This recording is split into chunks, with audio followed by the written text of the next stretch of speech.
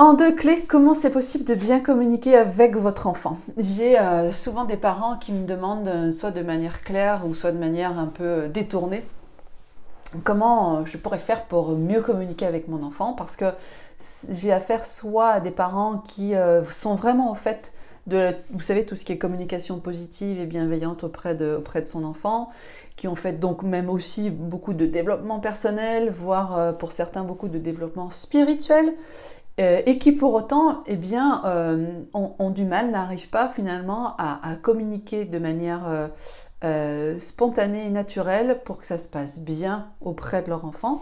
Et c'est vrai que du coup, ça génère des tensions et des cris, ou alors votre enfant n'arrive pas forcément à coopérer. Il y a aussi des parents pour qui c'est pas du tout le cas, c'est vraiment des parents qui n'ont pas fait de développement personnel et encore moins de développement spirituel, et qui sont pas forcément encore bien au fait de tout ce qui est éducation positive et bienveillante, mais pour autant qui ont vraiment à cœur de bien faire avec leur enfant et qui se posent des questions, qui ne savent pas comment s'y prendre. Donc moi, à tous ces parents-là, à vous tous qui m'écoutez, j'ai vraiment envie de dire que la chose pour moi qui est prioritaire dans la communication avec votre enfant, c'est déjà de vous demander, ok, qu'est-ce que j'ai envie de dire à mon enfant ? Et comment j'ai envie de lui dire. Ça, c'est la première chose. Voilà. Donc par exemple, si c'est l'heure du bain pour les petits, ou si c'est l'heure de terminer les devoirs qui n'ont pas encore été terminés à l'école pour les plus grands, comment je vais communiquer avec lui, comment je vais m'y prendre, et puis avec quelle attitude je vais l'aborder.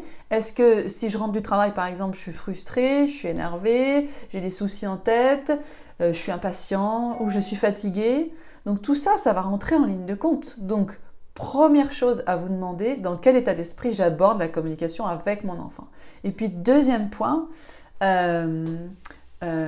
au moment où je vais aborder la communication avec mon enfant, une fois que j'aurai fait de la clarté là-dessus sur mon état d'être, avant d'aborder la communication avec lui, deuxième point ultra important, comment c'est possible de me réaligner et de me mettre suffisamment dans le cœur pour communiquer avec mon enfant. Parce que vous le savez, ce sont des éponges à émotions.